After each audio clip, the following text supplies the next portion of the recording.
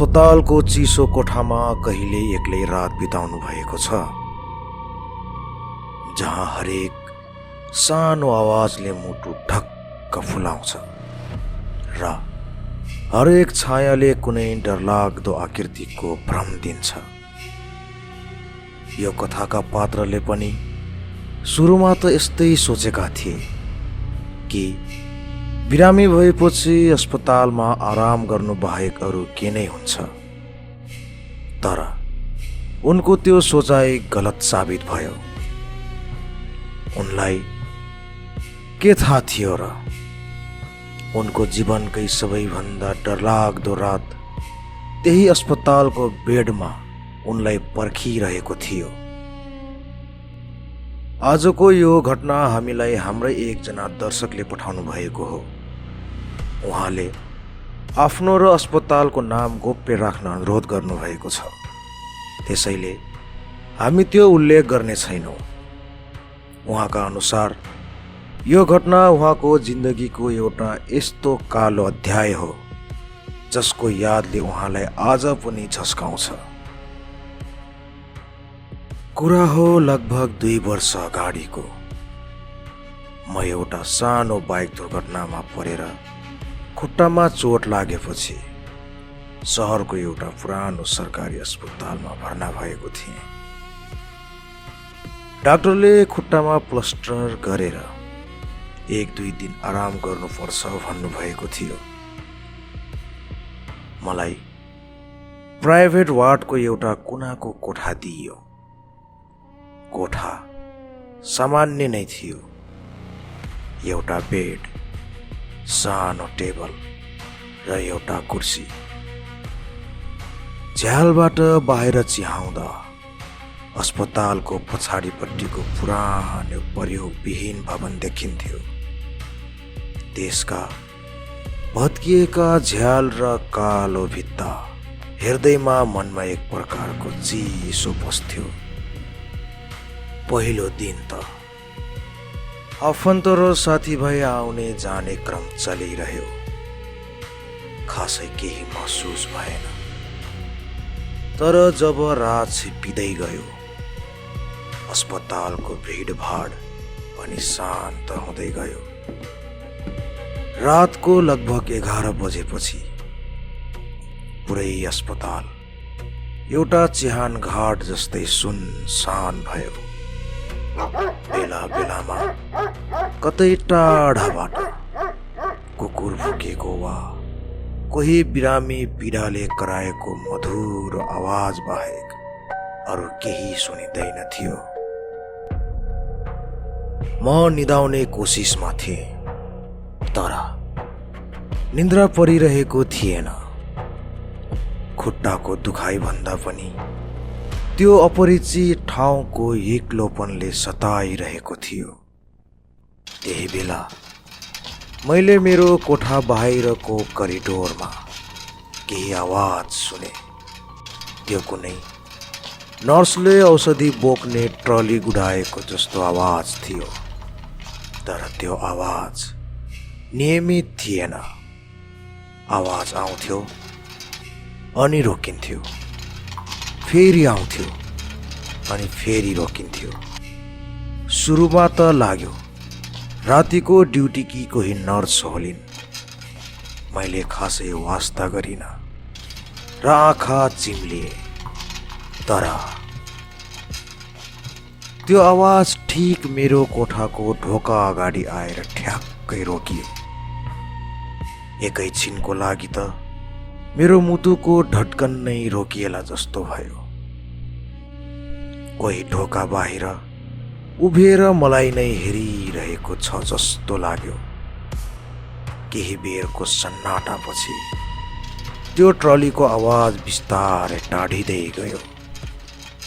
मैले लामो सास फेरेँ र सायद मेरो भ्रम होला भनेर मन बुझाए। दोस्रो रात पनि उस्तै रह्यो। मलाई घर कहिले जाम जस्तो भइसकेको थियो। तर डाक्टरले अझै एक रात बस्नुपर्छ भनेका थिए। त्यो रात म अलि चाँडै सुत्ने कोसिसमा थिएँ, तर मध्यरातमा एक्कासी मेरो निन्द्रा खोल्यो। किन हो कुन्नी, मलाई कसैले एकहोरो हेरिरहेको छ भन्ने एकदमै बलियो महसुस भयो। मैले हत्तपत्त आँखा खोलेर हेरेँ। कोठामा कोही थिएन, तर जब मेरो नजर आधा खुलेको ढोकामा गयो, करिडोरमा देखिएको त्यो दृश्यले मेरो रगत नै सुकाइदियो। करिडोरको अन्तिममा मधुर बत्तीको उज्यालोमा एउटी महिलाको आकृति उभिरहेको थियो। उसले सेतो साडी लगाएकी थिए र उसको लामो कपालले अनुहार ढाकिएको थियो।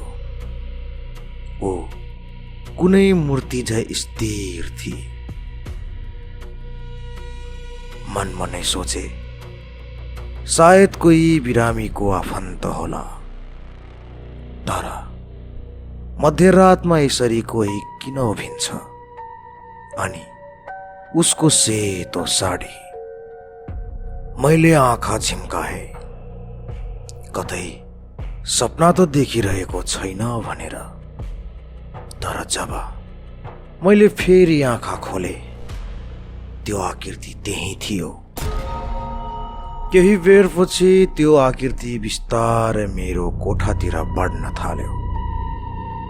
त्यसको हिँडाइ एकदमै अनौठो थियो। खुट्टा भुइँमा घिसारे जसरी हिँडिरहेको थियो। तर अचम्म, कुनै आवाज नै थिएन। म डरले थरथर काँप्न थालिसकेको थिएँ। मैले आत्तिएर आफ्नो अनुहार सिरकले छोपे र केही नदेखे जस्तो गरेर सुत्ने बहाना गरे। मेरो कान भने ढोकातिरै चनाखो थियो, तर कुनै आवाज आएन। केही बेरपछि जब मैले हिम्मत जुटाएर सिरकबाट बाहिर हेरेँ, करिडोर पुरै खाली थियो। त्यो रात मैले कसरी कटाए त्यो मलाई मात्र थाहा छ। भोलिपल्ट बिहान जब ड्युटीमा रहेकी नर्स मेरो चेकअप गर्न आइन्, मैले हिम्मत गरेर सोधिहालेँ, सिस्टर, हिजो राति ड्युटीमा सेतो साडी लगाउने कोही नर्स हुनुहुन्थ्यो र?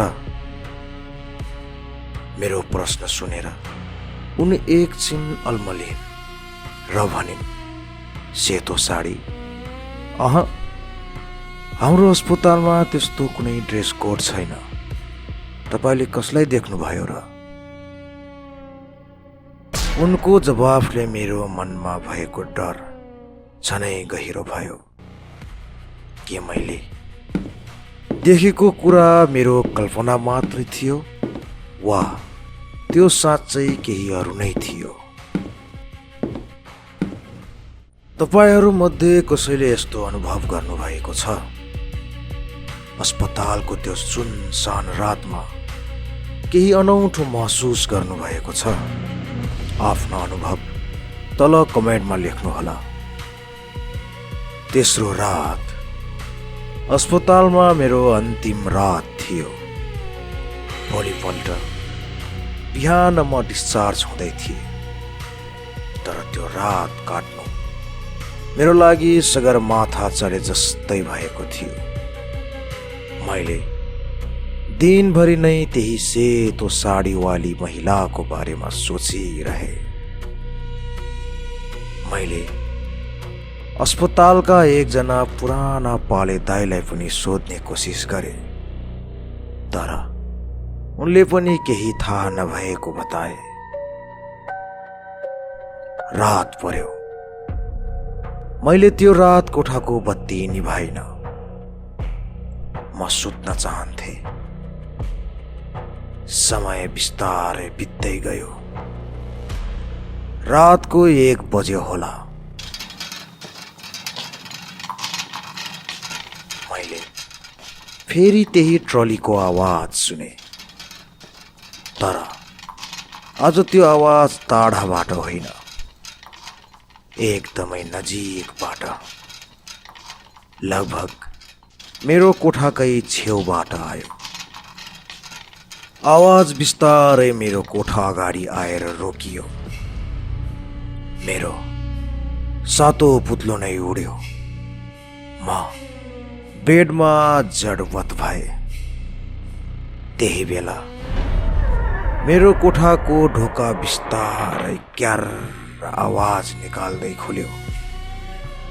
मेरो सास नै रोकिएला जस्तो भयो। ढोकामा उही सेतो साडी लगाएकी महिला उभिएकी थिए।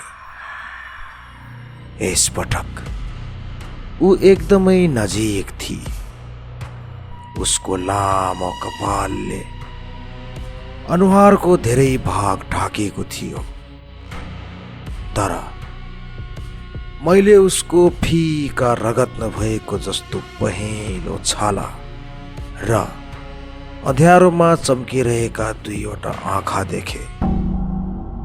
ती आँखाहरूमा कुनै भाव थिएन, एकदमै खाली र चिसो थियो। तर सबैभन्दा डरलाग्दो कुरा त उसको हातमा थियो।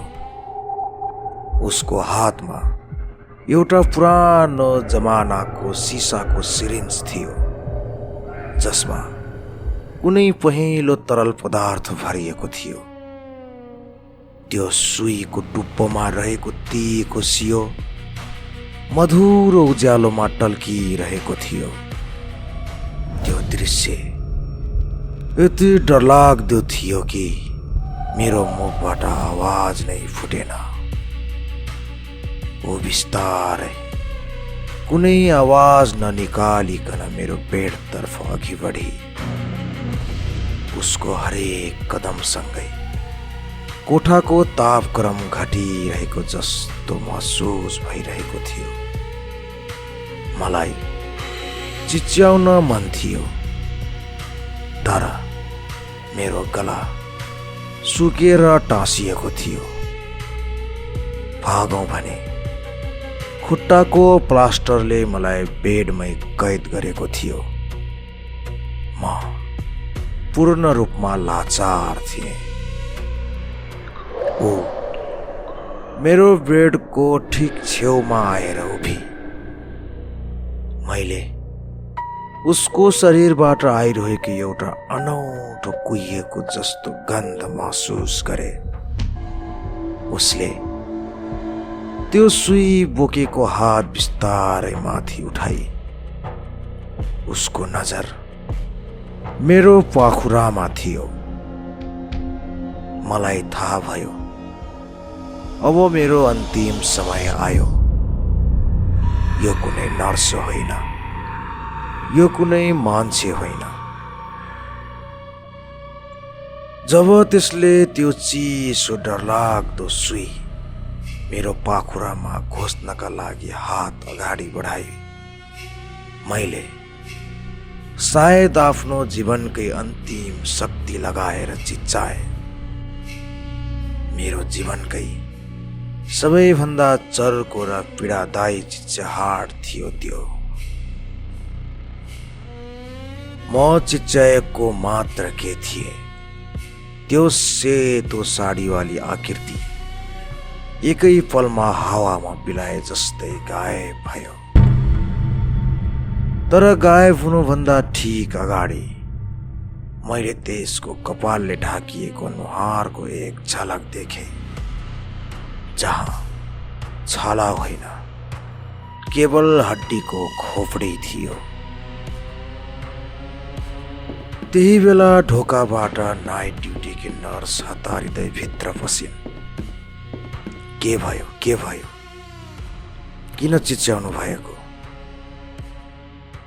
म डरले काँपिरहेको थिएँ र भित्ताको त्यो कुनातिर औल्याउँदै थिए जहाँबाट त्यो आकृति गायब भएको थियो।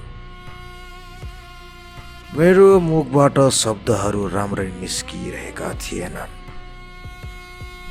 नर्सले मलाई सम्हाल्ने प्रयास गर्दै भनिन्, शान्त हुनुहोस्, यहाँ कोही पनि छैन। तपाईले नराम्रो सपना देख्नु भएको होला। मैले जिद्दी गरेँ, तर कसैले मेरो कुरा पत्याएनन्। उनीहरूले मलाई दुखाइको कारणले भ्रम भएको वा औषधिको असर भनेर सम्झाए, तर मलाई थाहा थियो मैले के देखेको थिएँ। त्यो रात म एक पल पनि निदाउन सकिनँ। बिहान उज्यालो हुने बित्तिकै मैले डाक्टरसँग जिद्दी गरेर आफ्नो डिस्चार्ज पेपर बनाए र तुरन्तै त्यो अस्पताल छोडे। त्यो घटनापछि मैले कहिल्यै पछाडि फर्केर त्यो अस्पतालतिर हेरेको छैन। तर आज पनि जब म एक्लै हुन्छु वा जब म कुनै अस्पतालको छेउबाट गुज्रिन्छु, मेरो आँखा अगाडि त्यही सेतो साडी लगाएको, हातमा पुरानो सुई बोकेको डरलाग्दो आकृति आइपुग्छ। त्यो चिसो स्पर्श र त्यो कुहिएको गन्धले मलाई आज पनि निदाउन दिँदैन। तपाईलाई के लाग्छ, त्यो साँच्चै के थियो होला? कुनै आत्मा वा मेरो बिरामी दिमागको उपज? यदि तपाईहरूलाई यस्तै घटनाहरूको बारेमा थाहा छ वा तपाईहरूले पनि यस्तै कुनै अनुभव गर्नुभएको छ भने हामीलाई इमेल गर्न सक्नुहुन्छ। हामी तपाईको कथालाई सबै सामु ल्याउने प्रयास गर्नेछौँ। यो भिडियो मन परेमा लाइक र शेयर गर्न नभुल्नुहोला र यस्तै रहस्यमय र डरलाग्दा कथाहरूको लागि हाम्रो च्यानललाई सब्स्क्राइब गरेर घन्टीको आइकन दबाउनुहोला। हामी अर्को कथामा छिट्टै भेट्नेछौँ। तबसम्मको लागि आफ्नो ख्याल राख्नुहोला र रात परेपछि अलिक होसियार रहनुहोला।